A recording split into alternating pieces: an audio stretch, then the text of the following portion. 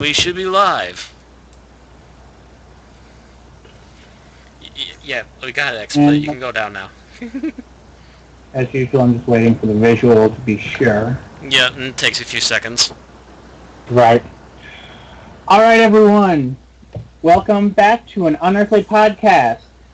As usual, it's myself, the Man in Black, Mad Matt, and Ronson, and we have finally made it back to the new series. And this is going to be our first, well, not counting our top tens, this is going to be our first discussion of the Ninth Doctor, Christopher Eccleston. So, after the intro, we'll go ahead and discuss his last two-parter.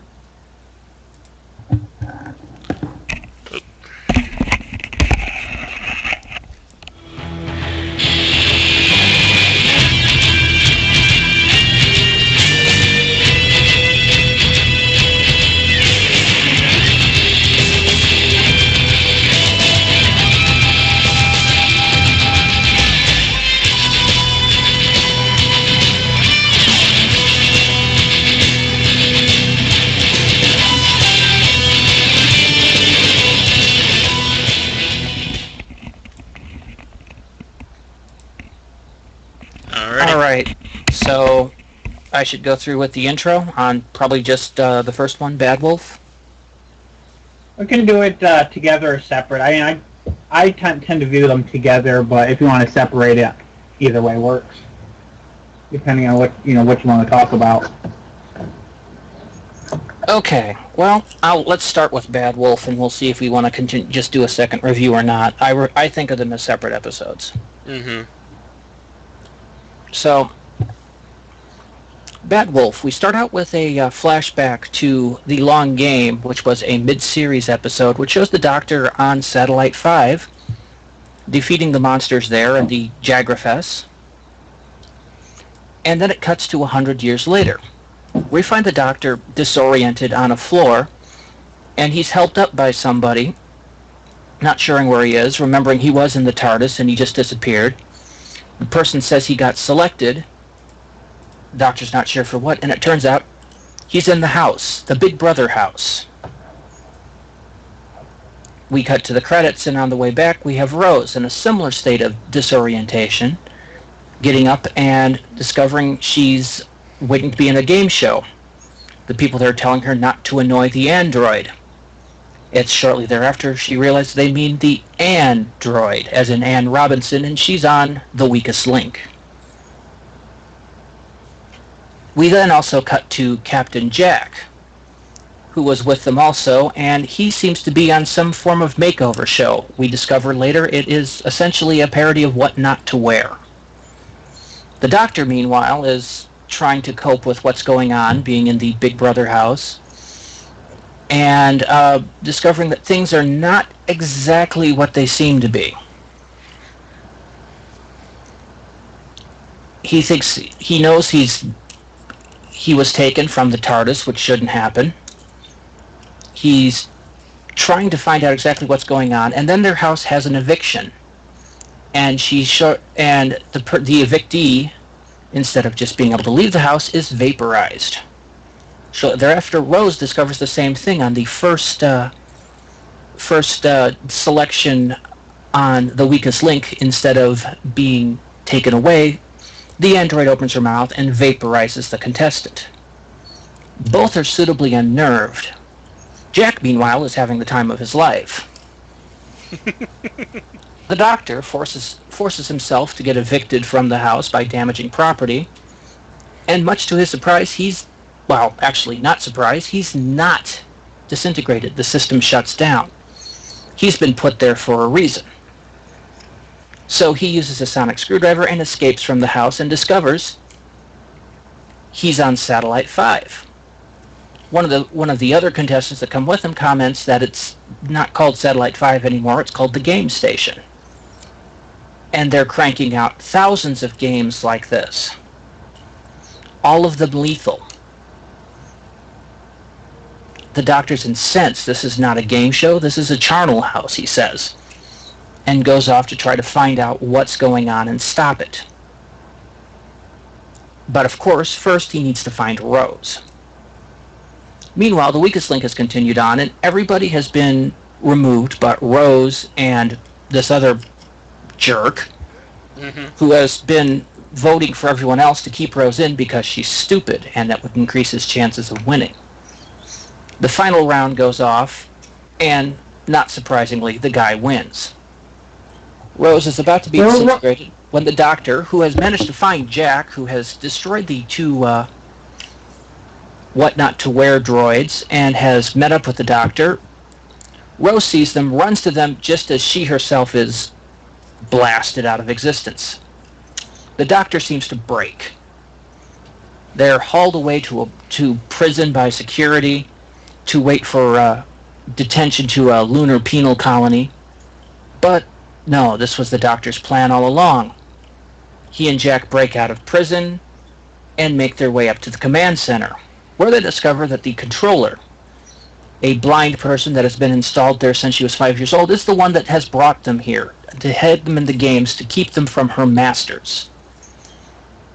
After a little bit of futzing around, Jack discovers that no, the people that are disintegrated aren't actually disintegrated. What that is simply another transmat system. And where is it transmatting them?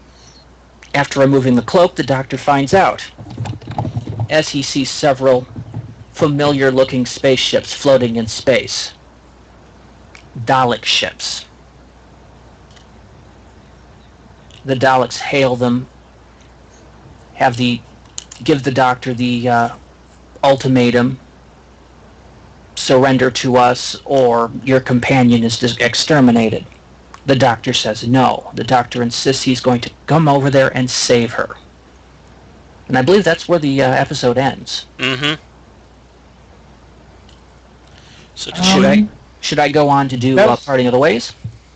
I thought he went over there in the I thought he actually physically went there before the episode ended, but I might be wrong. Nope, he ended on the no. They ended on the screens getting closed and heading off to the parties. So he ended on, doesn't that scare you to death, and then the pretty much, rolled? Yes. Then the Daleks having a panicked response, and you see all the Daleks on the ship, and that's where they cut to trailer. Yep. Do you want me to continue with Parting of the Ways, or? Sure. Okay, so Parting of the Ways takes off right where this one left off. The Daleks are in a panic because the doctor's on the way. They ask Rose to calculate what his action's going to be, and she's like, I'm not going to do this for you. They decide to launch missiles at the TARDIS, which is en route. Rose screams, no, that's unarmed, you'll destroy them. The Daleks are like, you have predicted correctly. And of course, no, because the doctor has a trick up his sleeve. Using the surfboard taken from the 2 episodes prior now, Boomtown, the extrapolator, I think, he's managed to rig a shield around the TARDIS. And using that shield, he materializes right in the middle of the Dalek command ship, where, coming out, the Daleks try to exterminate him and fail. Rose, of course, runs up to him, being completely safe. Actually, I think the TARDIS materialized around Rose, didn't it? Yes, and a Dalek. Yep, Jack blew away the Dalek. Yep. And they come out, face the bad guys, and turn around and meet the Emperor of the Daleks. Apparently the Emperor and his command ship had survived the Time War and drifted smoking and stayed hidden while they rebuilt themselves. They've been there for thousands of years, sifting through the remains of human society, prisoners, derelicts, etc., and basically using the corpses to build new Daleks. The Doctor is slightly horrified, but manages to hide that as he talks to the Daleks and mentions the fact that they must hate themselves for being tainted. The Daleks consider this a blasphemy, and this alerts the Doctor because the Daleks are not usually so religious in tone. But the Emperor then declares himself the god of all Daleks, and he realizes the fundamental fact that they're all insane. He slowly goes back into the ship as he ponders his next action. He returns to the game station, and the Daleks then proceed to start waging an assault on the station. Jack manages to rally a few of the humans into forming a defensive line, while the Doctor begins rigging up a pulse that would destroy the Daleks. Along the way, he discovers a couple of facts. He could do it, but in doing so, he would also kill every human on the planet Earth and on this station, and himself in the process. He's not sure if he can do this, but he does come up with one plan, and that was to send Rose back to the 20th or 21st century. He manages to con her into the TARDIS and sets it going by remote control, and has a final recorded message for her telling her to live a good life. Rose, of course, has a bit of a breakdown, tries to convince the TARDIS to go back, but the door opens and she's back with Mickey and Jackie. The Doctor, meanwhile, has set up this pulse, and the Daleks are slowly working their way up floor by floor to get to the command center. But then they reverse. They go back, and they brutally murder every other human on the station just for being there. Horrified, the resistors look on. This, of course, actually gives the Doctor time to finish working on his pulse, and it's finished by the time the Daleks have gone through all the way to the top, killing everybody the Doctor knows, including the person that left with him coming out of the Big Brother, and killing Jack himself. Who fired every single last bullet he had at them as they kept proceeding forward at him. Yeah, they did manage to take out a few Daleks on the way. Meanwhile, back in the 21st century, Rose has decided she can't stand living there anymore, and convinces Mickey and Jackie, much to Mickey's chagrin, to help her find a way to convince the TARDIS to send her back. Their plan essentially involves hooking a chain up to Mickey's Beetle and trying to open the TARDIS console the same way the Sylvine had in Boomtown. Well, that doesn't go so well for the Beetle, but after a bit of talking with her mother, she goes off and comes back with a big yellow truck. A tow truck style, and that somehow manages to break open the TARDIS in time for Rose to look into it and it to look into her, and the TARDIS takes off. Back on the station, the Doctor is surrounded by Daleks, holding the device that would destroy all life in the area, and the Emperor gives him the choice, is he going to be killer or coward? And the Doctor looks and drops the device and says coward every time. And just when they're getting ready to exterminate the Doctor, the TARDIS arrives, and Rose shows up in full God mode. The Daleks try to zap her, and with a raise of her hand, she just blocks the blast. And then with a wave of her hand, she turns Daleks to dust. After telling the Dalek Emperor how small he is, she proceeds to remove him and all the Daleks there from existence, just with a glance. The Doctor and Rose have a discussion that she's done something she shouldn't. She's looked into the heart of the universe, and it's going to kill her. She's asking, why does it burn so much? And the Doctor goes up to her and kisses her, as he does, sucking the energy out and into himself. She collapses on the ground. The Doctor looks at the TARDIS and exhales, blowing the power back into the TARDIS. A few minutes later, Rose wakes up, having no memory of what she's done. Very the Doctor's vague there. memories. Very, very vague, but fuzzy. Mm-hmm.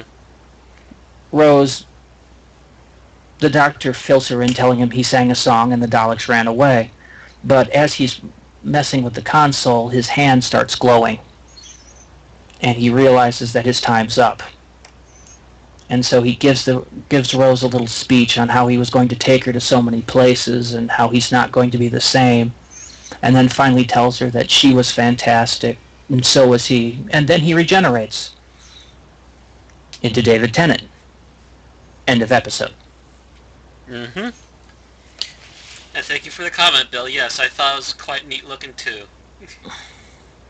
I switched over to one for Parting of the Ways, and it looks really nice. Ah. Could you post that link in the chat, Matt? Oh, the picture for Parting of the Ways? Yeah. Okie doke.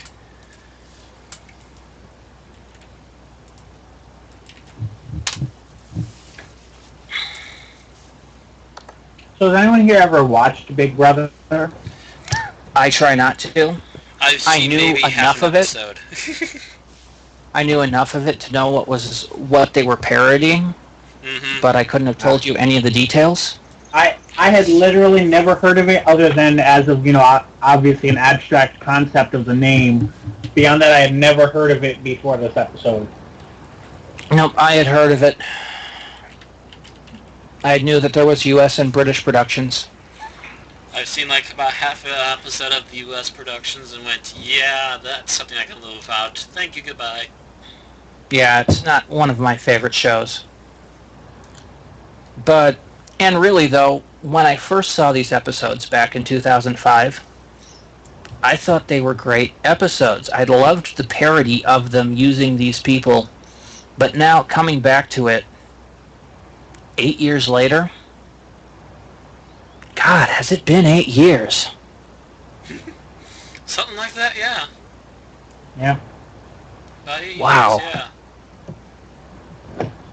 Anyway, 8 years later, and I'm looking at this again, and I'm realizing how flawed the concept is. Oh. I mean, that somebody from, what do you say the year was? 200,000? 200,000, Yeah. 200, something like that? Or it'd be like, it was probably like 200,100 now. Yeah, something like that. 200,000 in the long game. Yeah. Would decide to create killer reality TV using 21st century shows. I mean, I wouldn't even say someone would decide it. At this point, you could honestly and without really stretching anything say that it was literally beamed into someone's mind by the Daleks, and humanity had regressed to the point where they did not question the idea.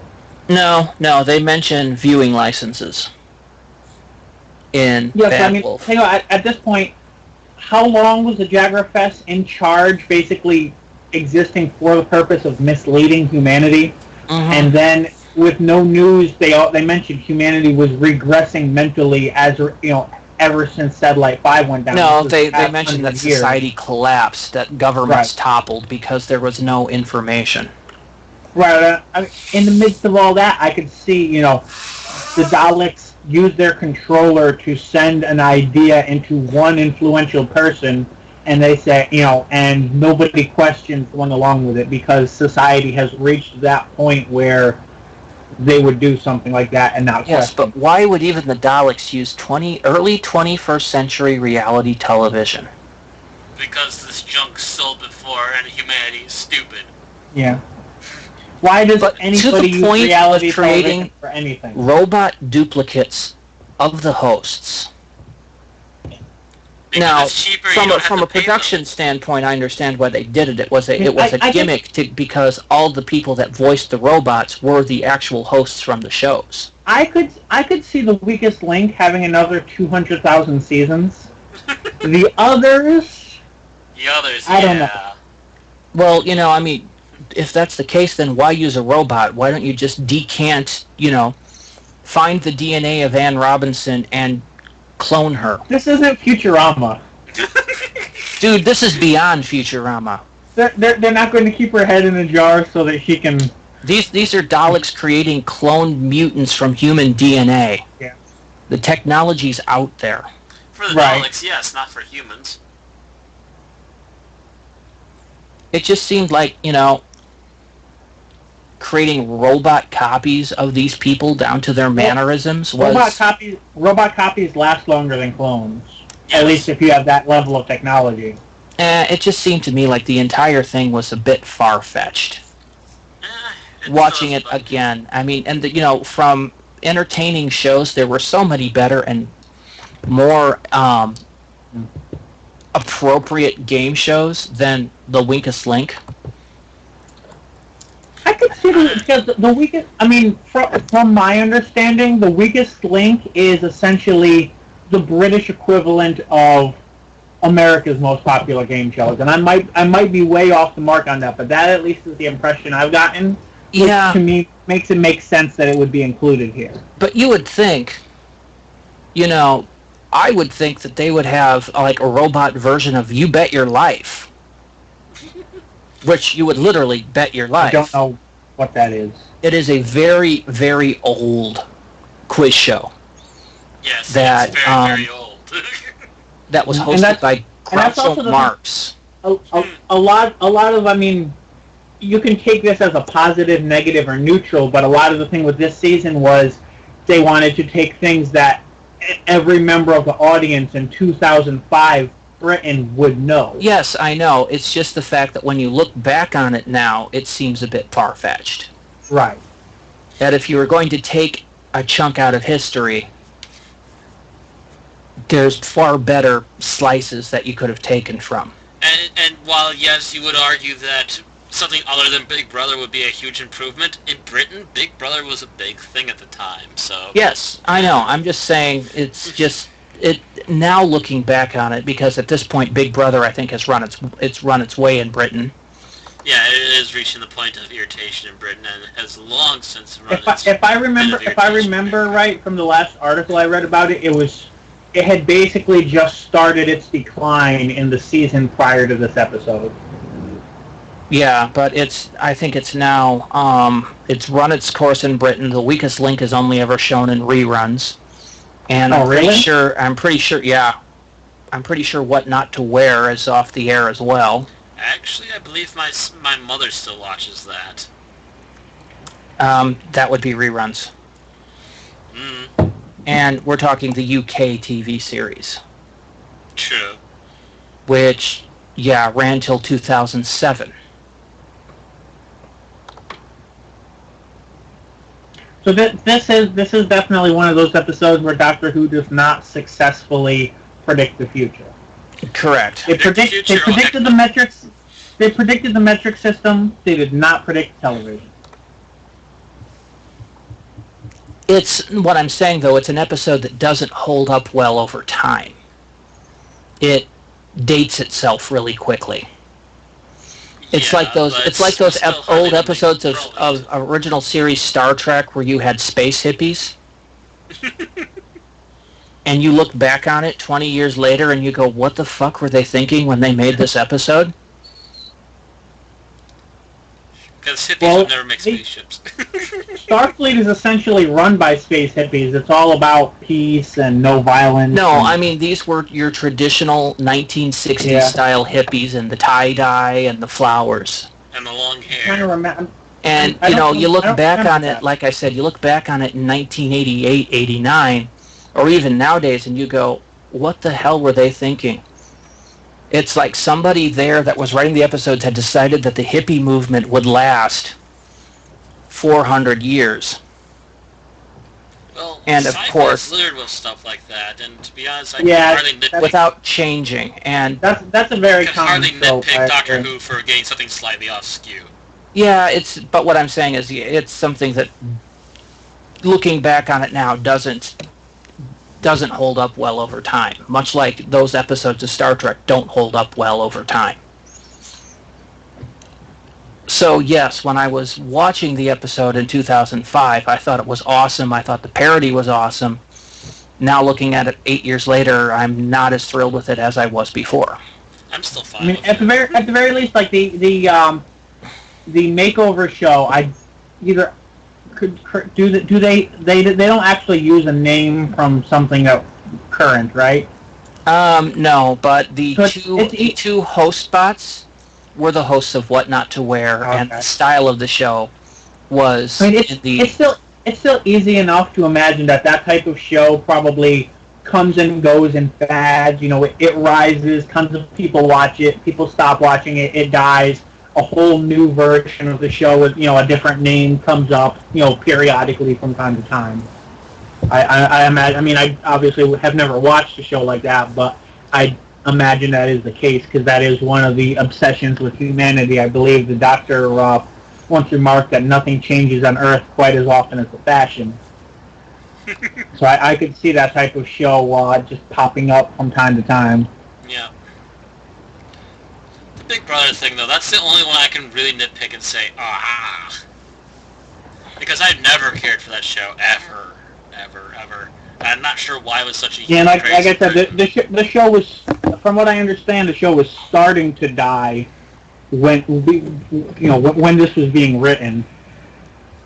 It's, mind you, it's still being aired. It's just Is more it? of a Oh, It's more Big of a, Brother? oh, great, that Big show. Brother? okay. I kind of gotten the impression that it had died years ago. No, Although it's it might still just around it might in just some be form. it might just be living dead at this point. it's become a show ulcer. I swear it's like a snake eating itself. They want to get rid of it, but it somehow manages to make enough money that they can't get rid of it. Although I am aware that it stopped being actual reality TV and has essentially become a parody of itself. Yeah. Mm-hmm. Which is true of a lot of reality TV, to be Yeah, honest. which is why I don't watch reality TV. Yep. Yeah. I watched a couple seasons of Drawn Together, and that also went down the tubes. And I think that's watched the the first longest season I or ever two, and watched then a it was reality like, well, show. this is getting samey, but goodbye. What show? The first season was okay. After that, Drawn Together. Drawn Together, yeah. Well, John Together was a parody of a reality show. True. Yeah, And then was it essentially became, a parody and then of it Big kind Brother. of flanderized itself and became a Yeah, parody of it very itself. much did. Mm-hmm. So I think that's the longest I watched any quote unquote reality show, and it's as real as any other reality show, honestly. Yep. And I mean, there's even, I'm trying to remember there's Cartoon Network versions of reality shows. I'm trying to remember what the heck they're called, like Total Drama Island or something like that. Well, yeah, Drawn Together was the first of that. Yeah, and that was Comedy Central, and that was on their late night adult. Oh, you're right. It was Comedy Central. See, those were the only two channels I watched back in those days. I would switch back and forth. I think they were like 58 and 59, and I literally did not change the channel off of, I would not hit any button other than up or down between those two channels. The closest I get to reality shows these days is I watch Top Gear. Yep. Of course you gotta watch Top Gear, it's hilarious. Which is technically a car show. Yeah, see, I don't watch. Technically. Technically, because you're basically watching the three hosts basically do really dumb things. Like some of the early they episodes tried to convert a car into a boat to sail across the English Channel. I think the closest I've watched to a reality show, or that I watched to a reality show, is Mythbusters when I see it. That too.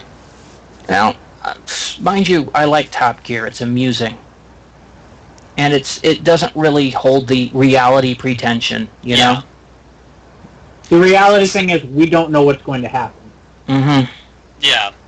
Other than that, it's all very clearly obvious, that it's they go into it with a plan. I mean, I think wasn't there one of the Top Gear episodes where they tried to recreate the journey of the three wise men?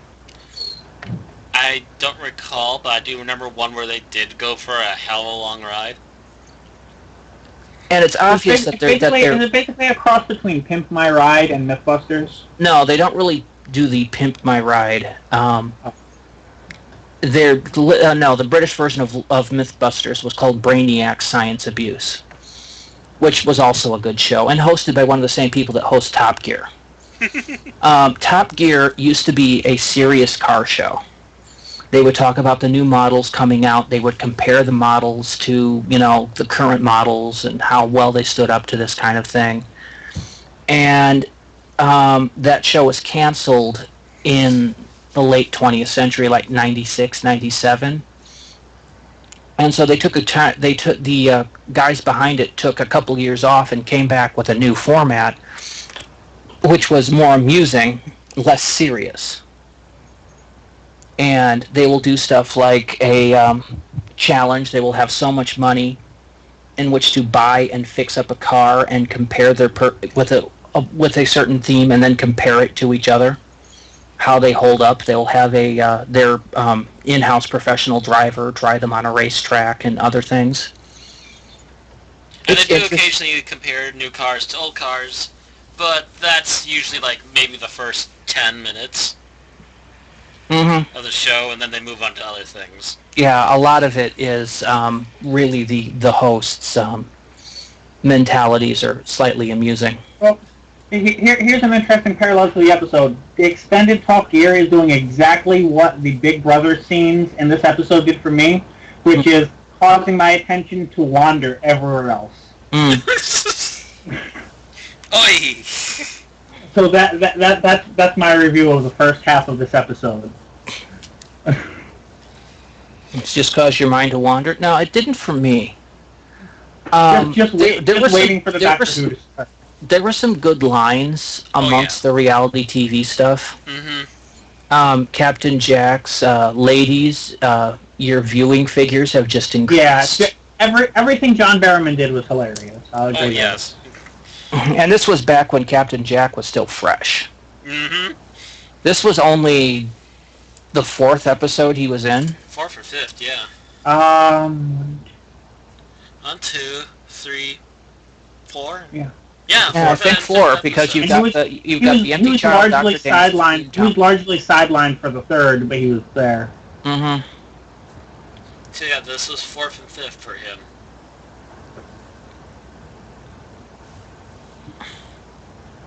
So he was still fresh, and his lines were still good.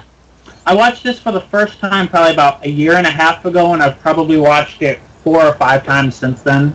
I've probably watched it about 6 times. And yeah, you're really just sitting here, and it's really kind of their parody and I guess their own internal statement on reality television. Yes, which, while admittedly is aged, is still not a horrible statement on it. It's just not as appealing to me as it was 8 years ago.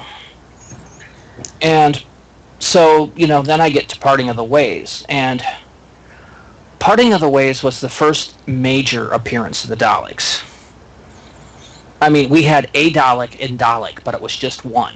Mm-hmm. Yeah, Dalek was essentially the slasher film equivalent of a Dalek episode. Whereas here, it's a full-out alien invasion type deal. Yep. So you're essentially seeing the Daleks being their usual badass selves in this. And really, if you look at the Daleks in this, they're freaking horrifying.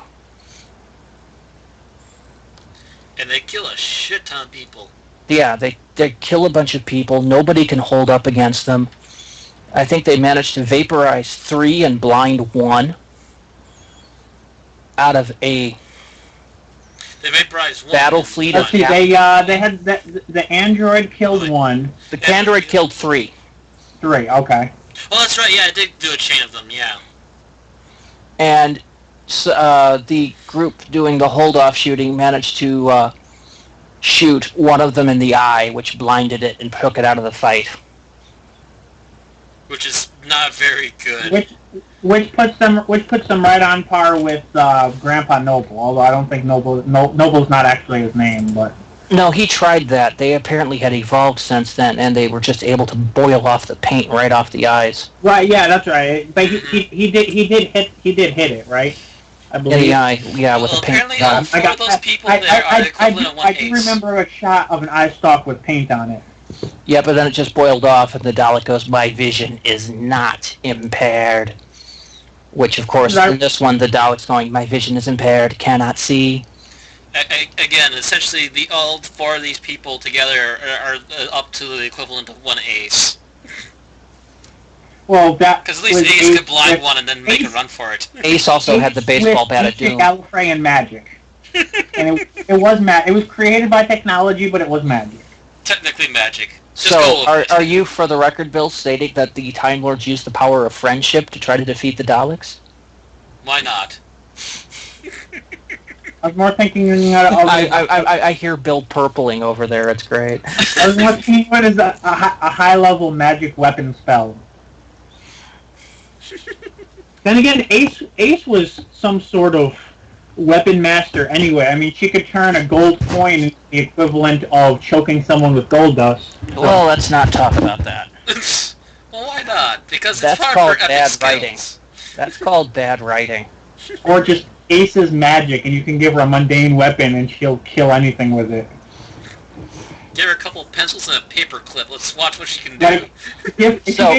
So what you're saying is that the hidden father of Dorothy McShane was actually MacGyver. Maybe. All I'm saying is, if you gave Ace that toothbrush from Good Man Goes to War, she probably would have taken down the silence with it. Not the hardest job. Hey, the doctor couldn't pull it For off. all the menacing they looked, the Silents were a bunch of pussies. The doctor couldn't pull it off. Yeah, I know, but I mean, how much did they do besides lurk? They killed a robot copy of him. And electrocuted a lady in a bath stall. I mean, that's really all we ever saw the Silents doing.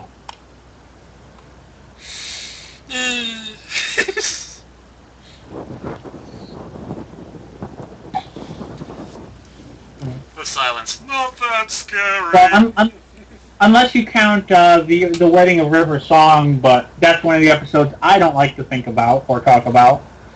That's one I actually purposely missed and don't wish to ever talk about. Oh, we'll get there. We'll get there. We'll talk about it. We'll rant and we'll rail and... Film with the mouth and flail like Muppets. Mm-hmm. But like Journey to the Center of the TARDIS, it's an episode that never happened. So, it's a good place for it. It can sit up there with Dimensions and Time. Well, as far as Moffat is concerned, all previous episodes were episodes that never happened. Flail. Anyway, so, Daleks. Daleks being badass. I think this God, we episode miss is the them being first time we badass. see CGI Daleks, is that correct? Mm-hmm. Most There might have been some CGI in Dalek, but it was the enhancement effects, not really the full. Right.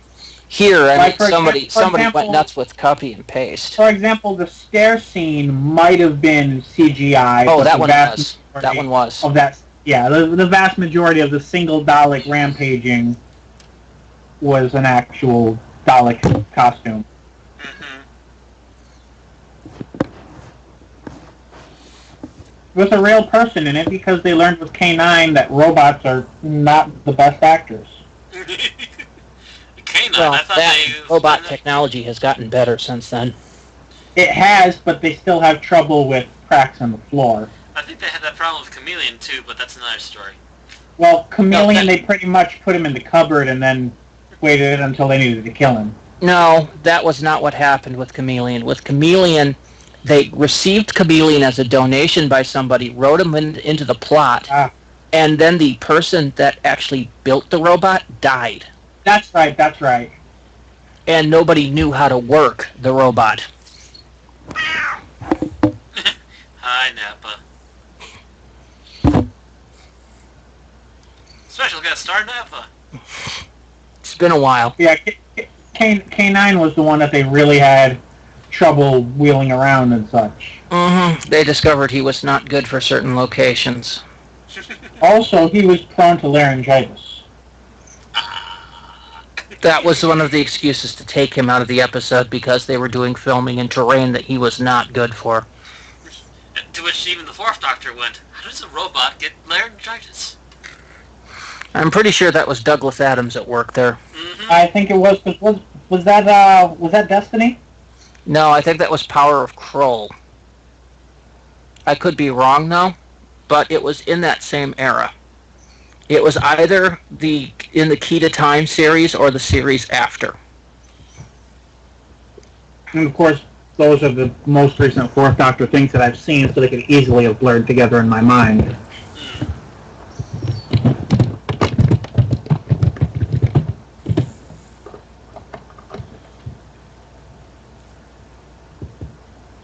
But yes.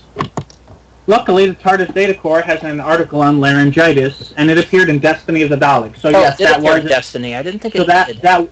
that was believe a Douglas Adams and Black Coffee scene. Destiny, no, was mostly written there. If that was happening in the first of the Doctor, while Romana was generating, then yes, that was Adams. Yeah, like it was. Actually, it was that was before Romana started regenerating, because she walked in, and then the doctor said something, and he told K9 to shut up because he had just diagnosed him with laryngitis. So Yeah, we but first that saw was the doctor still, and that was K9, still then that Romana. same intro scene. Yeah, that's what I mean. So Which was written at the last minute. Right, so that was Douglas Adams at the last minute. Yes. Which is And why it would amazing. be his sense of humor to give a robot laryngitis. Mm-hmm. Oh, apparently he still had the laryngitis in City of Death. Which is Yeah, I that's remember that, but I'll take its word for it. which was the end of the season, or he had a relapse. I don't know. I'd have to take a look to see if there was canine episodes in the middle. But I know they were having a crap load of problems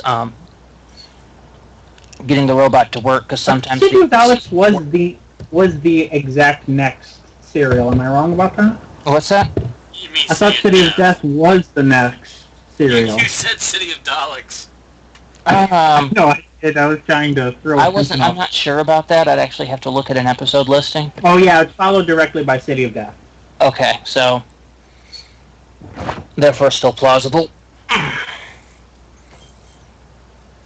And I'm fairly sure the thing was that K9 just didn't show up much. Of course, during I cannot think of Destiny of the Daleks these days without thinking of the Hitchhiker's Guide to Daleks. Stay away. Just stay away. They're terrible. Yes, you have. Yeah, it's a great little video, and the voice does a great Peter Jones imitation. Anytime I drive by rocks, I'm going to think of Destiny of the Daleks because that was such a classic line that was so delivered perfectly. Which line? Oh look, rocks.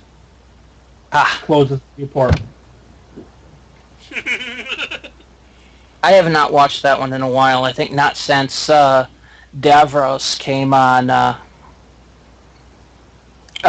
The Saturday before the episode that Davros had, the season 4 finale. Right. My friends and I sat down and we had a Davros marathon. Destiny was the only Davros episode I had not watched up until it was a week or two ago. So, well, not counting Big Finish, obviously. So I went and turned around and finally watched it, which leaves me only with, I think, Death to the Daleks in terms of Dalek episodes that I have not yet seen. Which I'll try to get to before the next actual Dalek episode airs. Death to the Daleks. Looks at watch. Yeah, good luck. That's not a bad episode. I used to have that one on VHS. Yeah, but it seems to be hinting I that heard we it can was the finally kill all least, the like, Daleks. Third Not gonna Doctor happen. Dalek episode. Okay, let me give you a question. Is this or is this not the most badass we've seen the Daleks in the new series? Probably one of the highest peaks for the Daleks in the new series, yes. We've seen a single Dalek be more badass, but in terms of groups of Daleks, nothing I don't think has come close. Mm-hmm.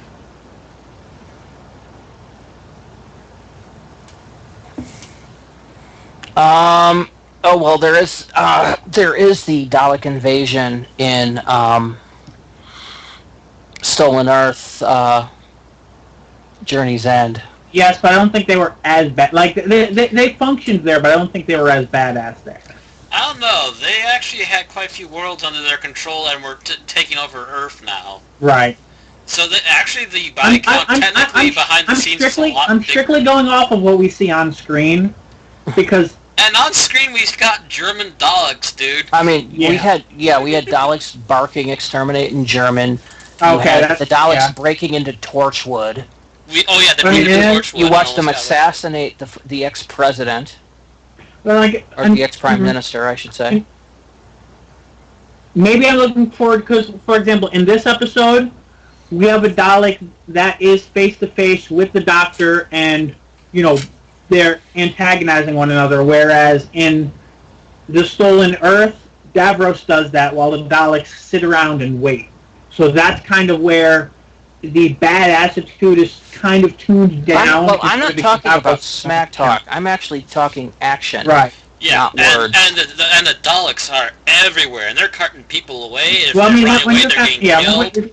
in terms of what I'm, in terms of sheer badassery, both have to be in certain ways a factor. Because if you're talking a badass smack talk, then I have to go for Doomsday. Yes, that's what I'm saying. One Dalek was extremely badass there. The group was silent in terms of the army. This is This is Pest Control. That was Yeah. some of the best Dalek smack talk He ever. was classic, definitely. Whereas once he unleashed the army, they were pretty much silent, and therefore not as gripping viewing and remembering wise. Whereas when it was just the Cult of Skaro... But I was talking about the Daleks being badass. Daleks can always seem to talk the talk, but this is one of the few times that you actually see them walking the walk. Right. Mm-hmm. So to speak. And where they're actually scary. Yeah. That's basically, in terms of the total emotional reaction, which episode do the Daleks seem more intimidating in as a group? I would go with this one.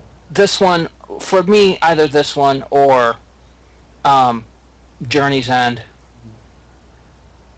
But I kind of feel that Journey's End had the same problem that Remembrance did, which is Davros is given his chance to overshine the Daleks. So the Daleks themselves are weakened for it, not the episode in general, but the Daleks themselves don't come off as intimidating. Whenever Davros shows up, the Daleks turn into basically Davros' lackeys. Right. Which I can live with because it allows us to have a voice for Daleks who also has more character to it. Mm-hmm. Yeah, but in many ways, though, Matt, people will argue that the overuse of Davros cheapened the Daleks. Which is why we don't overuse him. We've only used him once so far. Which is why I do not mind the fact that we've only had one Davros episode with the new show. I wouldn't mind seeing another one, but as long as it's not consistent. Right. From 1971 until 1989, every time we saw 71 would have been. I thought Genesis was in his. Baker's first year. No, I keep mixing up 81 and 71. I'm thinking he ended in 81, so my brain says he started in 71. So yeah, my mistake. Yeah, but from Baker's first season on, any time that we saw the Daleks, we saw Davros up until 2005. And I'm not really counting their cameo. Yeah, and I mean, for 90% of Remembrance of the Daleks, you don't think there's Davros in there, or if you do, you think he's leading the renegade Daleks. Right. Because the battle computer sounded like Davros. Mm-hmm. A little bit, yes. This was a deliberate red herring for you. Right. Mm-hmm. But Davros does control what is essentially the climax. Yeah. And I can tell you that once it was revealed that he was Davros, my interest did kind of drop in that episode. It's like, oh, it's Davros again. Yeah, see, this if we had Dalek episodes without Davros in the 80s at all, I don't think there would be as much of a stigma in some of his episodes. But since every time we saw the Daleks, it was Davros, it's kind of like watching, it's kind of like being halfway through season 2 of the Third Doctor era, and you're like, oh, let me guess, the Master is going to be in charge. Yeah, which was kind of what was going on in the Third Doctor series.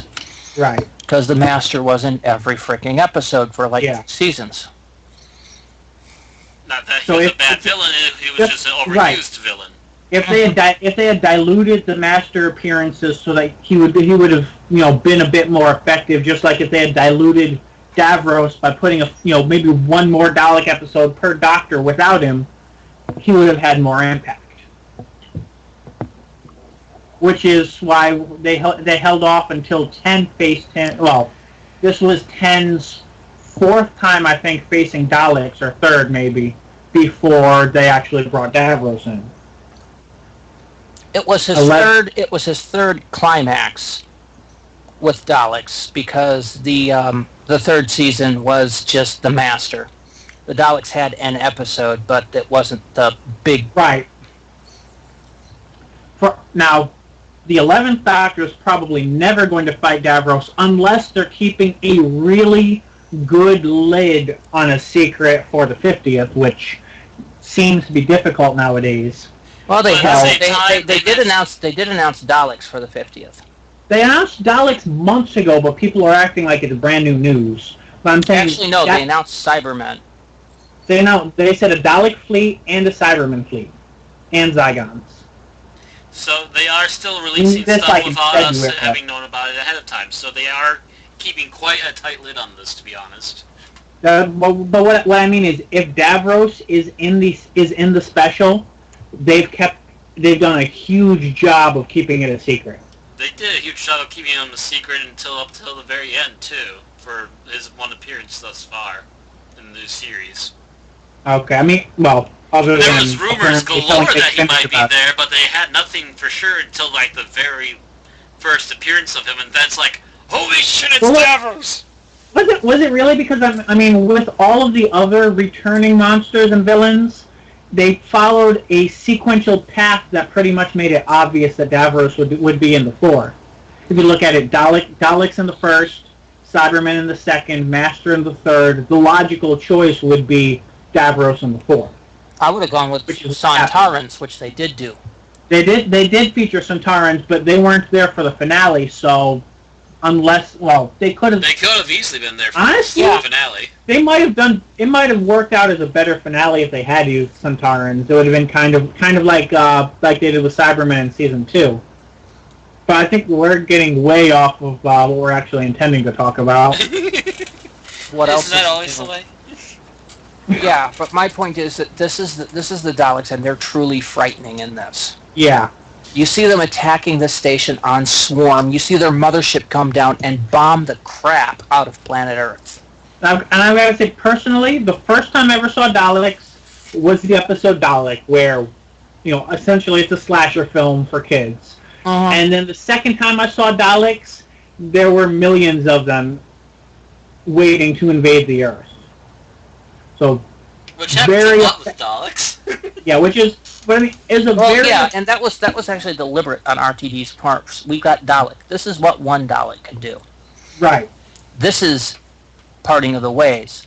Now we've got 500,000 of them. Right, and for somebody who had never heard of a Dalek before February of last year, this is a very effective introduction to them. By the way, Bill, when you first saw the Daleks, what did you think of them? Crickets chirp. Yeah, I'm thinking, well, at first, basically focusing on Eccleston's reaction to them and realizing that it must be something horrible. And then from there, I pretty much saw it as Jason Voorhees with a laser gun for an entire episode. You see, Randy, you gotta realize that Bill is a bigger slasher fan than even I am. And I started watching slasher films when I was like 17.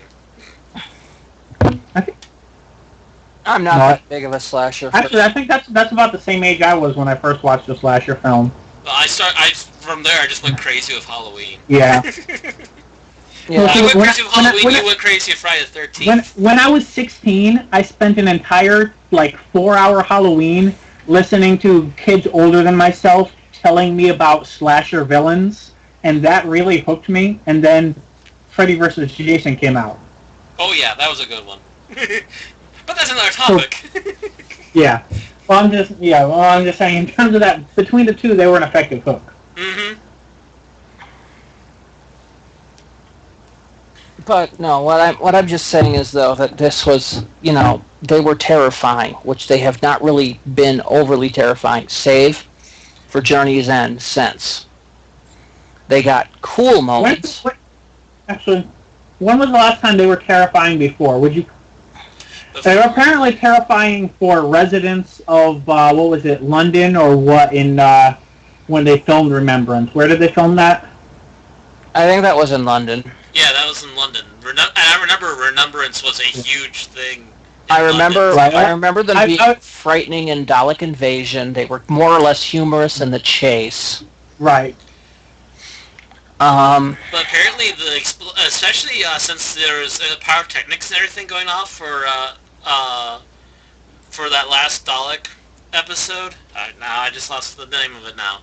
Remembrance. For Remembrance, apparently they had such big pyrotechnics going off that literally ambulances and police and fire forces were Yeah. getting called Well, in, yeah, and they actually had to I- stop in their middle of their tracks because out of the smoke came an army of Daleks marching towards them. I was gonna say I actually just recently watched the Confidential episode where Sylvester McCoy was recounting that. Like, I've got to imagine being an ambulance driver. You're trying to figure out what's going on in this downtown massive London, explosion, all of a sudden, and you all of a holy sudden shit! and you all of a sudden see monsters from your childhood emerge from the smoke. Hell of a day. Like, I imagine if someone didn't radio them and tell them what was going on, some of them might have just gotten out of the ambulance and started running. Probably. The Daleks are coming. The Daleks are coming. Here Can't they sleep. come. Dalek will eat me. Can't sleep. Dalek will eat The me. Daleks are really invading London this time. It's not But just on here- TV. Daleks on parade. Well, Here you know, they come. for just menacing presence, I have to go with the Cybermen over the Daleks for More that often kind than of not, thing. Yes. Yeah, but well, Because the Cybermen have that kind of menacing cyber lumber. I would argue that RTD Daleks look more menacing than classic era Cybermen, or at least the Cybermen from before Earthshock. Because once Earthshock hit, they upgraded it and they did look a bit more intimidating. But if you were to compare RTD Now, Daleks, I would say anything from the Invasion on up. you you take an watch- Invasion Cyberman versus an RTD Dalek, and you still consider the Cybermen to look more intimidating. If you watch those scenes of the from the Invasion where they're coming out of the sewers, Yeah, And that shit taking- will spook anybody. yeah, those were freaky as hell. Even the scenes from Tomb of the Cybermen with them coming out of the tombs. That's stuff that Well, scared yeah, other but then, previous a doctors. lot of that was the cinematography and the situation. I'm just saying, if you ran into either of them on Main Street, which one would you see as more intimidating? I would probably go with the RTD Daleks over most earlier Depending, versions if you of that. did not know what either one of them was, if you had no idea, I would probably say the Cybermen just because of the way it moves. Yeah, A they're Dalek much glides. It glides like it's like a mobile tank. Like, and Which that is something you Which can is actually essentially grasp what it onto. is. But as for the Cybermen, I have to they compare have that they have Cybermen kind of that to like Frankenstein Michael Myers. lumber. As I was gonna say, they have the Michael Myers swagger, where if I you could- do it that's just because right, I- it's creepy as fuck. And that was something I don't think they really had in 2006. They pretty much just marched like robots in 2006, I believe. Yeah, they had that. They had the stomp, but no, they used to have the cyber lumber. Yeah, I know what you're talking about now because I have seen clips. Yeah, they And need that to was bring back the lumber. that made them a favorite for kids in the playground to imitate too, because that lumber was just so fun to imitate. Whereas, you can't really do a playground imitation of the Dalek other than sticking a finger out near your gut to be, a gun stock and acting like your other hand's a plunger and trying to scoot yourself around. In my playground, you would have just shouted "exterminate" and then punched them in the back of the head so they fell down, and that would have been imitating a Dalek. Okay. What kind of violent playground did you play in, dude? So apparently your playground was Cell Block 8?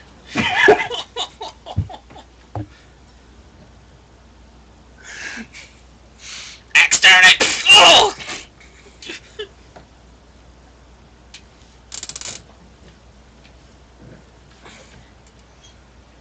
Because no, for playgrounds in British schools, playing Doctor and Daleks or Doctor and Cybermen was like cops and robbers was in America. God, I Yeah, wish see, I lived in Britain. in my time, it was a lower income schoolyard raised by Power Rangers. So So nobody played Power Rangers and putties.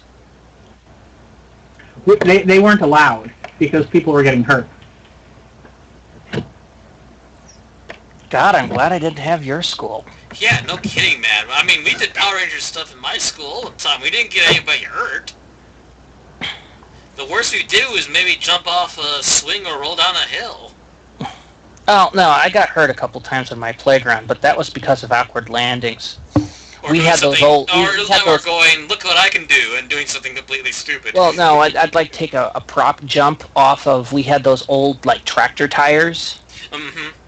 And I think I one time landed with my fingers under my body on the tire, and I wound up jamming all 4 of my fingers and had to go to the nurse's office and get them, wrapped up.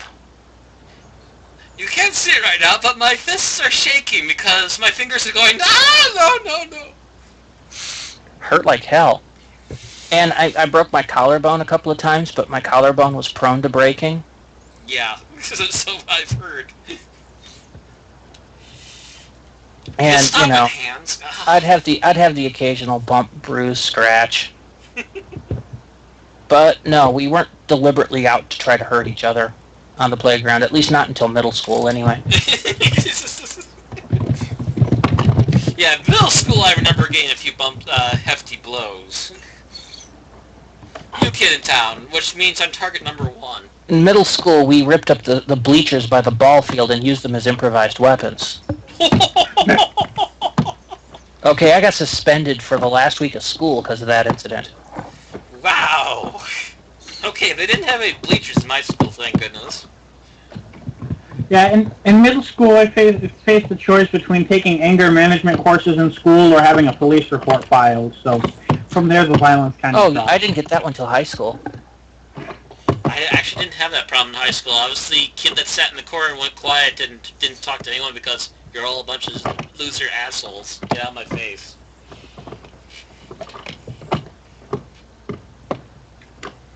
Middle school, there was one guy who had basically decided he was the school bully and just loved to antagonize me.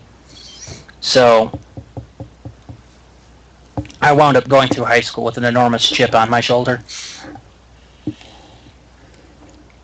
I went through high school just going, 4 more years and it's over. 4 more years and it's over. 3 more years and it's over. 2 more years and it's over. Oh my god, it's the last year! Actually, I spent my high school years hiding. So the Daleks are pretty intimidating in this episode. Yes. And I've got to say, this is probably the first time that we really see what can be termed badass Captain Jack. And he's not quite to the point you'd expect him to be later on, but he's definitely, standing his ground. He doesn't give a shit that he's about to get shot up because he's, waiting for it to happen. Yeah. Well, the Captain Jack subplot for this season was his redemption. Right. When he shows up in, Empty Child Doctor Dances, he's a con man. And he's, more or less given up on the concept of heroics. Right. And the Doctor, over the course of the 5 episodes he's in, reinstills that faith in heroics in him and allows him to go ahead, even if sometimes he regrets it, as he says in this. Right. Sometimes I wish I hadn't met you, Doctor. I'd still be a coward. But you can still tell. I forget if it's the beginning of this episode. I think it's actually the previous episode. No, I think it's actually the beginning of the previous episode, where you can tell Jack is pretty much having the time of his life. Just he's already time traveled before, but doing it with the Doctor is clearly had an impact on the way he sees the world. Just in between the end of the Doctor Dances and the beginning of Boomtown. Yeah. To the point that Mickey everyone gives Mickey a hard time. Well, Mickey gives them a hard time first. Well, Mickey's everybody's bitch until season 2 when he grows a pair. Yeah. And then he turns out to become a badass. Right. I mean, Mickey's even everybody's bitch in an alternate timeline as what, a 4-year-old? Huh? When in Father's Day, where that's pretty much that's normal timeline. Yeah. Kind of, because Jackie doesn't remember Rose having been in that church. She doesn't remember that. She doesn't remember the conversation where she's told, "This is your daughter." Well, they also hint, Bill, that he has other traumatic running away moments other than that particular instance. Well, the time snapping caused a lot of amnesia for that little period where time was looping into itself. The doctor yeah, mentions but from as what we much. understood from the little bit of dialogue about young Mickey is that he seems to be running away from his shadow constantly. And I it's don't think he's running away from anything, but they're like he just grabs onto the first thing that comes by, and grabs onto Rose like a baby chick. Yeah, pretty much the impression there is that he's holding onto Rose because she was the first person who came along, and he's not capable of letting go until Age of Steel. Mm-hmm. And he's very bitter about that, even in Parting of the Ways, when Rose is just like, I have nothing here. You can see the look on his face is just like he's eaten a sour apple. Yeah. Mm-hmm. He's just kind of like, oh, god damn it. Really? I'm nothing? Thanks, Rose. Thanks. But he still manages to pull through and try for her sake. Mm-hmm. Oh, and then definitely by Journey's end, he's come to terms with it. He's not happy about it. By Journey's End, he's come to terms with it. And by End of Time, he's apparently married Martha. But I'd love to hear the backstory behind that. Actually, I think it was planned. I really wish that the Martha and Mickey story from Children of Earth managed to get published in some way, either as even if we just saw the script. Mm-hmm.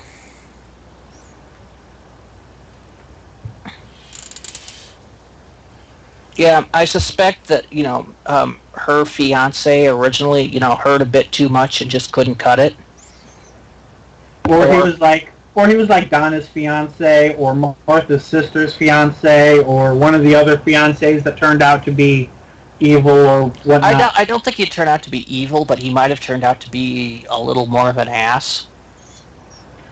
Something a little more domestic than those. And the Not thing that is, he was out to rule the world, but maybe the fact that he had another girlfriend on the side, something like that. Maybe. I mean, she was in Unit at the time. He was probably someone from Unit, so I can't. No, he wasn't. He was a veterinarian that she met in the season 3 finale. Yeah. Okay. He was this guy that gave her a ride in, I think, the beginning of that last episode. Okay. And so she wound up going. She wound up going back to him, and that was her fiance, or at least supposedly. Who was that a cameo by? I don't remember. I'd have No, to I mean look. just now there was a meow. Oh, that was Nappa. There's more Nappa. Nappa's Nappa. Yeah. I was also trying to stay quiet because my girlfriend's trying to take a nap, so I was kind of under the desk where Nappa usually hangs out, so enclosed area, meowing. One comment on Parting of the Ways. I love the way you drew attention to the model of Mickey's car. My first thought when you were like, his Beetle doesn't cut it, and I'm basically like, apparently British police box trumps German engineering. I could easily read this being Doctor Who. I could easily read that as being intentional. It was not intentional by me. It's the fact that No, I mean by Davies or by Davies. I don't know. It's the Beetle, while in America is the symbol of hippieism, around the rest of the world, it's the symbol of cheap-ass car. See, I feel like we grew up in very different places because the Beetle, when I grew up, was a symbol of punching someone without any repercussions. What? You didn't have the punch buggy, no punchback thing as a major feature of the 90s? That actually was sort of a thing, but not a huge thing in Wisconsin, at least. I think that mostly started because of Mystery Science Theater, actually. And I grew up in the 80s, so... Yeah, but you were alive in the 90s. Yeah, I was in high school. We were a little more sophisticated than that. I was busy ducking gangs. And trying not to be killed. At that point, weren't you? What? Yeah. You were in Madison at that point, weren't you? Oh yeah, and I'd pissed off the local gang because, well, long story. but most of my high school days was in seclusion, trying not to be killed. Oh, lovely. Yeah. Most of my days were spent in seclusion trying to make anything of a decent day, but that's another story. I could tell you a long story involving gangbangers and police incompetence, but we've tangented enough already. Yeah. That sounds like a Doctor Who episode right there. All you have to do is introduce an alien mastermind. Oh, I really wish the doctor could have shown up and fixed my problems. No shit. He didn't, though. I had to deal with it myself. But we're talking about parting other ways. What's another thing? I believe Matt was the one who mentioned this was his favorite Ninth Doctor episode. And I think you've been fairly quiet in terms of the actual episode discussion. Well, you do even on so many other topics other than the episode, so... Now, which one were you liking, Bad Wolf or Parting of the Ways? I'm thinking mostly Parting of the Ways because that's where a lot more of the dog play comes in. Mm-hmm. Yes, Parting of the Ways is my preferred episode, but my favorite Ninth Doctor moment is probably the end of Bad Wolf. Oh yeah, it's the first time we get an epic Doctor speech, I think. One of the first few times, yes. And that whole bit with the music and everything when the Dalek fleet is revealed is a very nice, holy shit moment. Because at that point we had the Daleks, we didn't think they were coming back. And then kaboom! Kaboom, they were there, and we're just like, oh, crap. And it's more than one this time. Oh, shit. Yeah, that's... Things just went through the roof. It just hit the fan, man. I think I remember watching that with the group, and them going, and no one else knew what kind of ships they were, and I knew only from Apocrypha. I think from... I had the copy of the special edition of Dalek Invasion of Earth, where they re-CGI'd the Dalek ship from that.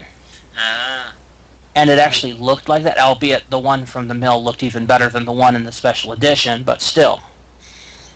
It was that first time, I think, that I saw that basic Dalek design, and I'm like, oh, crap. It was a well-done scene, too, because at first I was just like, flying saucers. And then Jack is like, I know those ships, and I'm just like, have we seen those ships? It just escalates from there. I think the first time we used a model like that was actually for the movie versions of Dalek Invasion of Earth.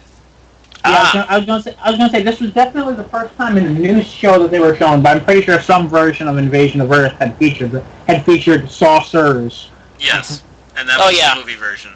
Yeah, well, no, there was even a saucer in the TV version. They just didn't look like that though, because they had the budget of nothing. Yeah, right. But the movie version they got to perfect it to what they wanted, and this is fairly close.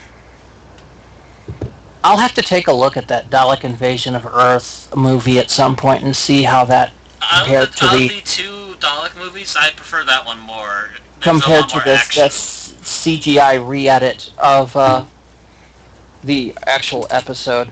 Because I think it was still white and gold, but it was still fairly close to what these were in a much older format. I remember just seeing those and going, oh, hell. And none of my friends got it until they got the alert, we are detected. And they're just like... Well, I love how 9 is just tired of Daleks. Wait a minute. No, that's not true. By this point. I knew what we were dealing with before then. Because we had that scene where it cuts to Rose is still alive and you see her standing up. And then a plunger. Oh, yeah. No, you didn't see the plunger. I didn't see the plunger. I heard the background. Boom, boom, boom, boom, boom, boom. Oh, that's right. And I'm that's also another Dalek sound. Crap, that sounds like the interior of a Dalek. At the very least, you see a Dalek shadow or something in that scene.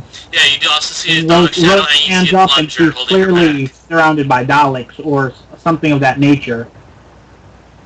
No, the Daleks themselves weren't revealed until the alert we are detected. If there was a vague shadow, maybe. I don't think it was a shadow. It was a slight distorted reflection. But I'm going to pull the scene up now because I swear there was some sort of visual Dalek indication there. Again, there was a very distorted reflection of a Dalek, and then you see the plunger arm.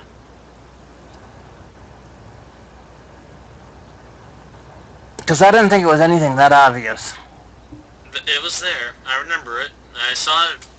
May have been a week ago, but I did see it. I'm like, oh yeah, there's a flincher.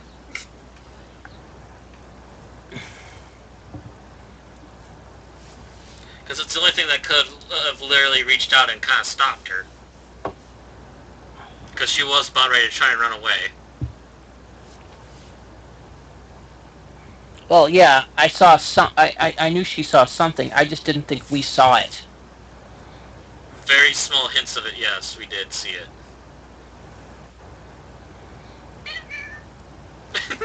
Hi again, Nappa. How you doing, Nappa? He's protesting me giving him a hug.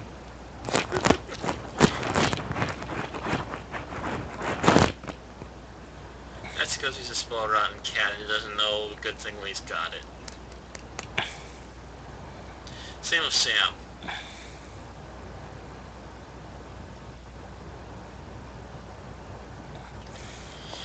Oh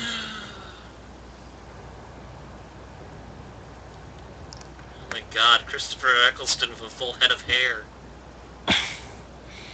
Down to his shoulders. Oh yeah, he cut it short deliberately for Doctor Who, and I think he's kept it short since. More often than Oh, yes. that's what it is. Rose looks up, says it can't be, and then you see from a Dalek's point of view. Oh, So okay. that's the major indication that it's a Dalek. You're seeing that's that her too. from a Dalek POV. Yeah, well, for mine it was the sound cue. Right. Like I mean, in terms of visually. It's like, oh crap, that's the interior of a Dalek ship sound. And I mean, Okay, that's but always yeah, been the then after that, you don't actually see the Daleks on screen until they do the alert after they're already declared to. Telling your companion not to wander off, and she does anyway. The curse of the Time Lords! Well, at that point, Rose had been transmitted across, so yeah. No, that's the one of the But pictures yeah, here. that time it was kind of not her fault. Yeah, that one, but yeah, in that particular instance. No, in Girl in the Fireplace, it was definitely her fault. Yes. Her and Mickey. It's like, he told you to stay here. So, yeah, that was Yeah, Rose and being Mickey blinks, yeah. turns around, grabs a gun. Yeah, you're getting it! And both run off.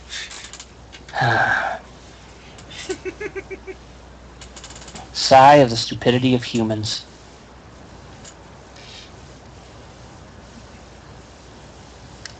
But yeah, that scene is good. I really wish the ending was as good, but I've always hit this ending as being a bit Deus Ex. Well, the abilities of the time vortex are very clearly displayed in the previous episode. That's why I can't really see it as a Deus Ex narrative wise, because it's, you can pretty much clearly see something. It's building up to something in Boomtown. Yes, but then he came out of nowhere in Boomtown. It did somewhat come out of nowhere in Boomtown, but they didn't gain omnipotence by it. That too. Rose was pretty much damn near omnipotent in that. And she has that power for 5-10 minutes. Does all this horrible, horrible stuff, or wonderful, wonderful stuff, depending on how you look at it. She destroys the Daleks in front of them, destroys the entire Dalek fleet, brings Jack back to life, and then the Doctor sucks it out of her, and she's fine. He has it for all of 6 seconds, blows it into the TARDIS, and he's forced to regenerate. That is X does not equal Y here. True. It is a bit of a stretch and kind of bullshitty, but yeah.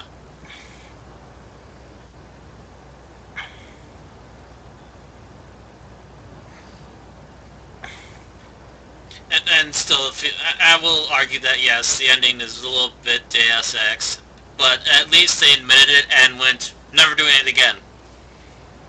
Except that Russell kept doing it repeatedly. Well, not the same way though. I do like how Eccleston was like, or the Doctor was like, if a Time Lord did that, they would become a god. Then he does exactly that and becomes regenerating instead of a god. Like, because I'm pretty sure if just absorbing the time vortex from your TARDIS could make you into a god, Morbius or somebody would have done it. The Master would have done it ages ago. The Master would have done it several times. Interesting little bit of fan art. So there is that, what the hell there. Because, the Master was always looking for power to become more powerful. Even more powerful than this, and he would have done that in a heartbeat. Day one of him having a TARDIS, he would have opened it up and stared into it. I'm really surprised we never got a Davros Master team up. That'd be I something. mean, they would in the classic? each other. Yeah. Classic or modern. I mean, they definitely would have betrayed each other, but... Well, yeah. The thing is, the possible plots to betray each other would have been the interesting part. There were a couple of episodes in the third series where the Master was working with or in the third Doctor's era where the Master was working with the Daleks. I think that's Death's Daleks, right? No. Would be Colony in Space and followed by Planet of the Daleks. Oh, Colony in Space is a Dalek episode? Kind of. It's both a Master episode and a Dalek episode, but the Daleks had... I knew the Master was there. The Dalek's role is admittedly minor. The thing is, if it's an episode with Joe in it, the assumption can be that the Master is there. It's the immediate predecessor to Planet of the Daleks. Or it might be Frontier in Space, I'm thinking of. Okay. Either way, it's one of these episodes that led straight into Planet of the Daleks because he was looking to go there to finish the job in Planet. So it's Frontier in Space, aka the Space War. And where it turns out in the back end of it that the Daleks and the Master has engineered the entire Space War.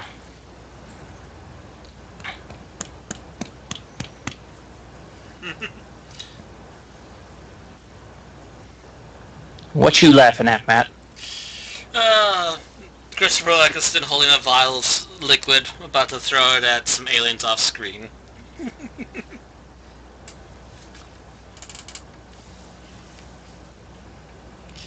Oh, the good old days.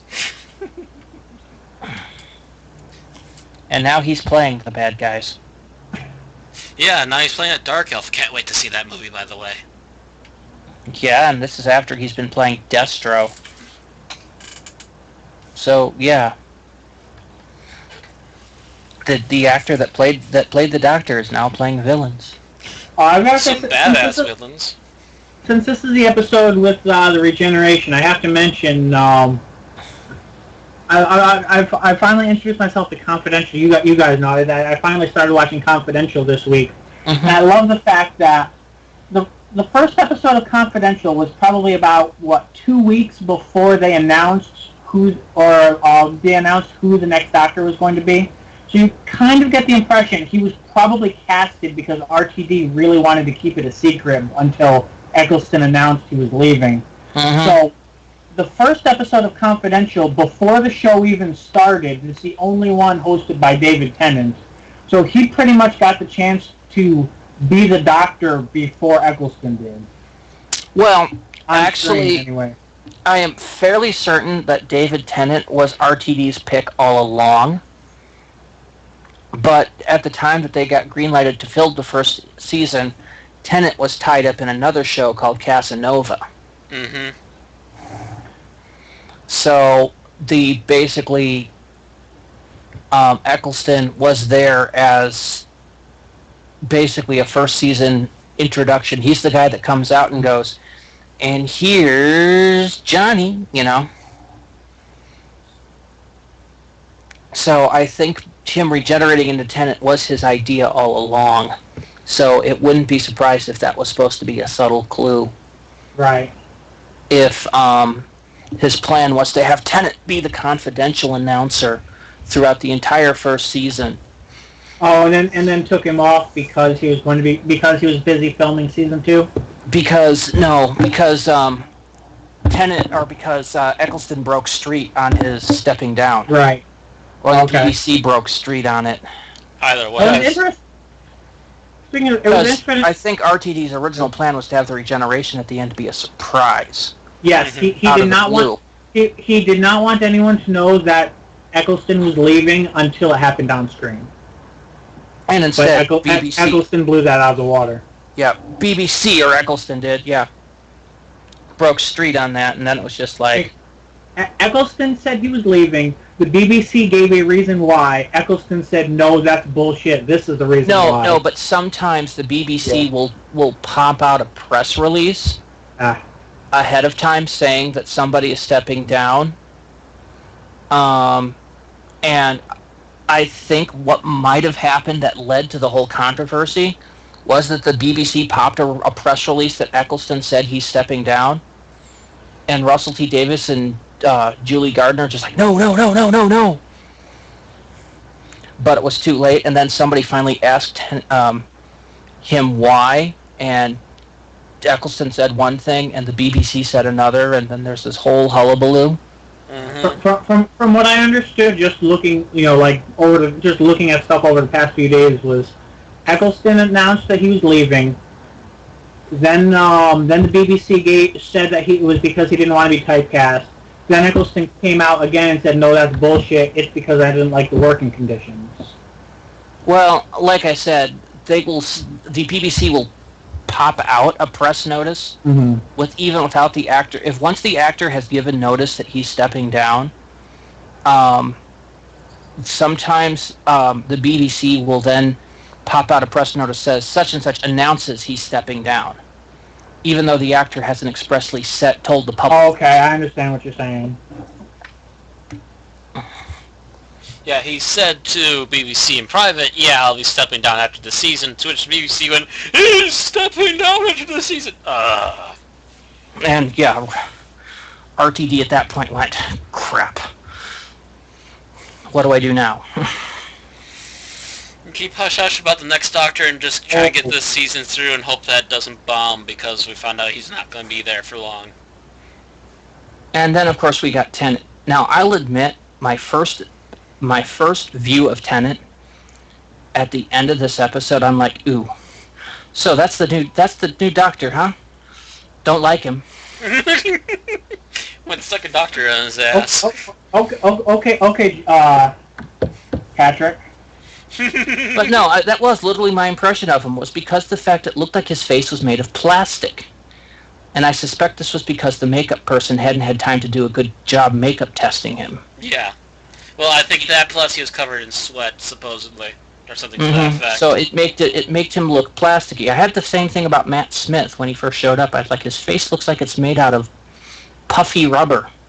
I should probably explain this. I said whoa a few seconds ago because someone posted something on my Facebook that I thought was major news, but then I realized it was just a different headline about something I had already read, which was Moffat claiming that the 50th anniversary is going to wrap up all of his ongoing bullshit plot threads, which for a second I thought it was an announcement of him stepping down, but it's not the case. It was just I would wish so. That could technically still be him saying that he might step down, but he's not admitting it yet. Not officially saying it. Yeah, he's unofficially saying it. Like, he might be preparing for it. Please. It's basically, it's basically, we're supposed to believe that whoever blew up the TARDIS in Season 5 and everything else that's going on is all going to be tied into the 50th special. Ooh. So, so it's going to actually have continuity with more than one season? Holy shit! Or the regeneration episode. But whether or not that's actually the case, I mean, we know most bet that's going to be one ginormous ass grab. I'm not even laying any credence to it because he's admitted himself that he lies his ass off about what happens in these specials.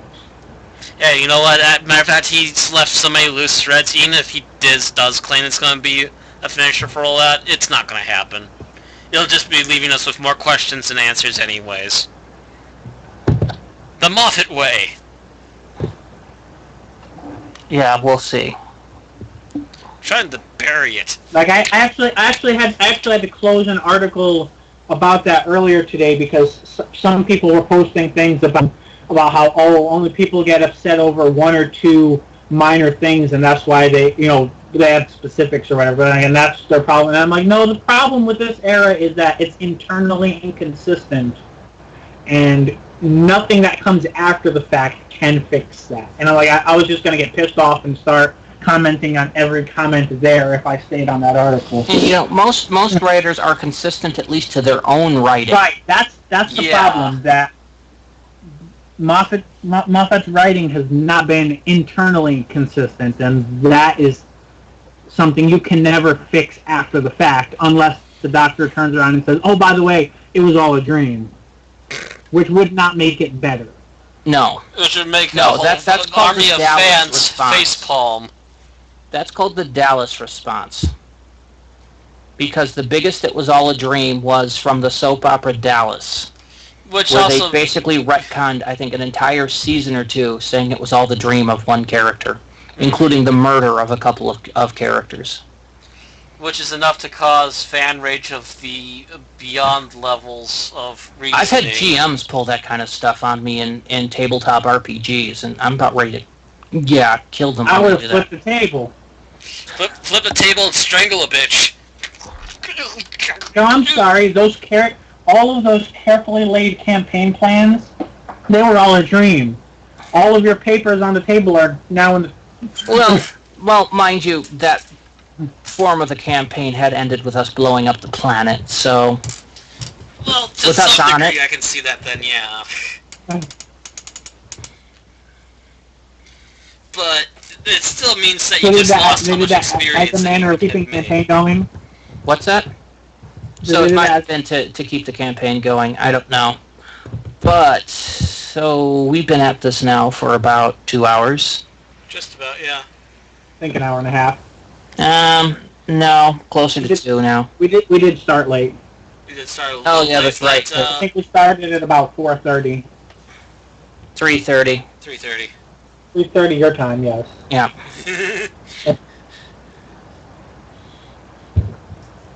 So why don't we go ahead and give our final opinions here.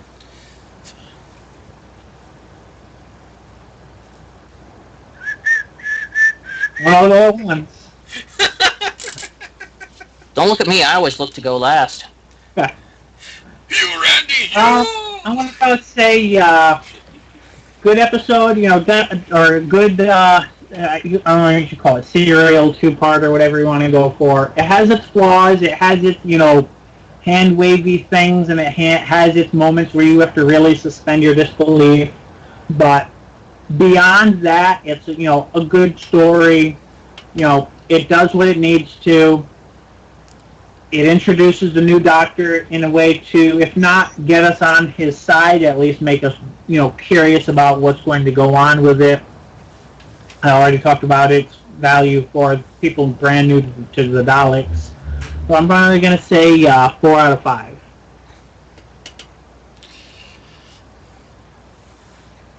Oh, gosh. So I guess it goes to me since Randy's trying to wait to be last. Of course, I always do. Oh, gosh. I might add that I did not watch any other Doctor Who previous to this season. After this season, I did start digging into Classic Who. And went back all the way to the first so you had Doctor. the same experience with this episode as I did, except I watched it like within weeks of it coming out. Yeah, you watched it about 7 years earlier than I did. Yeah, so that 7 years I was actually watching Classic Who. Right. While trying to keep up with Modern Who once in a while. But, yeah, my first Doctor regeneration, I might add. To which I tilted my head and went, what? Afterwards, because I had really liked Christopher up to this point. Chris was doing a great job as the Doctor. I wish he would come back, but I assume that's partially nitpicks between him and BBC. If he got a good script, he might come back, he said. Yeah, that too. But he talked to And with Moffat, and he Moffat, didn't. are we ever going to get a good script anymore? It would have to be a season finale written by somebody completely Neil different. Gaiman? Neil Gaiman would be a good bonus, yes. But yeah, this is my first Doctor Regeneration. This is the best Dalek episode I've ever seen to that point. The biggest Dalek episode I've seen up to that point. Oh, just so many firsts, and it's also what hooked me into going back to Classic Who and figuring out everything from there.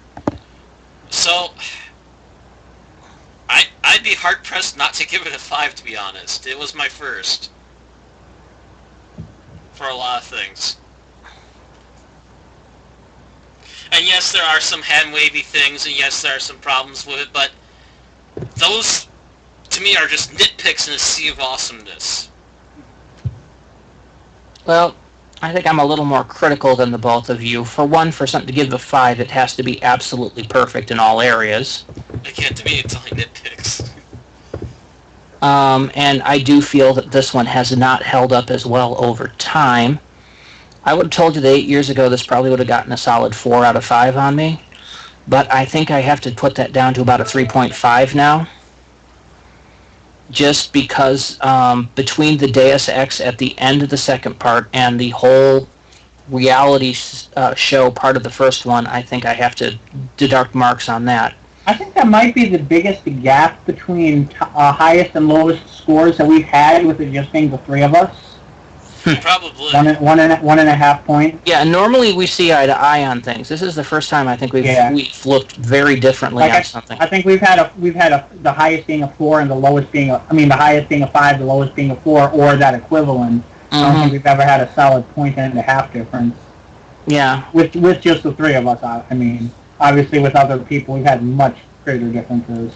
And I will admit that I'm seeing this through rose-colored glasses, but they're very happy rose-colored glasses that enjoyed watching it again. Yeah, I actually, being a critic, I actually took my glasses off to review this one, Matt. Dude, I'm a reviewer. I still loved it. Seeing them through, Rose's eyes were kind of blinding during this episode. So if you're seeing it through her glasses, you might not have seen anything. Well, you come back and it'd be half gone and blurry. I remember a light. And yeah, comparing this episode to Rose, it was very good. No cheesy, stretchy plastic bits. Speaking of Rose, going back in this, I found it hilarious that the first line the Doctor utters in the new show is "run." Oh yeah, it's come back many times after that. I mean, it's like obviously one of the things Tennant says to convince Rose he is the Doctor in the intermediate special. Yeah. When I met you in that department store full of shop window dummies, the first thing I turned to you and I said, "Run," and we kept running, didn't we? Yeah, that was. It came back a few times. And the first thing he said after introducing himself was "Run for your life" as well. Mm-hmm. Or it was Matt Smith, yeah. No, I mean the first after he says "Nice to meet you, Rose. I'm the Doctor. Now run for your life." Yes. Actually, it's kind of a constant reoccurring theme in the new series. Right. That's what I mean. Because Matt Smith said it too. I mean, it's a constant thing. But I'm the Doctor. Basically, run. Oh yeah, but that's not introducing himself. When he introduced himself, his companion. No. I'm just saying it's hilarious considering how much that phrase and that action have been in the new show. It's very fitting that it became such a part of his introduction in the first episode of the new show. Well, then think of the history of running in the show. They've run a lot in that show, even in the classic series. Mm-hmm. Although frequently the running in the classic series will have somebody fall and twist an ankle. Oh, that too. Yeah, because it's also in the classic series the Doctors were a little older. They couldn't run quite as much as some of the newer Doctors. But they tried. It's one of the reasons they keep casting young Doctors. So that they can do more running. As they can do more running and stunts. And they don't age as much when they come back to do previous Doctor episodes. In about 3 to 5 years' You time. say that, yet the Doctor that's probably aged the least since his time has not yet been invited back to do a special. Yeah. Which is Paul Chris. McGann, you mean? Yeah. Chris and Paul, actually, yeah. Both of them have hardly aged a year. I since heard they that left. Paul filmed something recently. He filmed something, but nobody's laying claim as to what it was. So it might have just been light at the end, for all we know.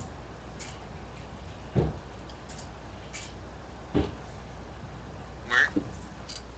There's somebody caught Paul in costume, coming out of like BBC, and nobody knows what it's about, or nobody is laying claim to what it is. And he's being very mum on the subject.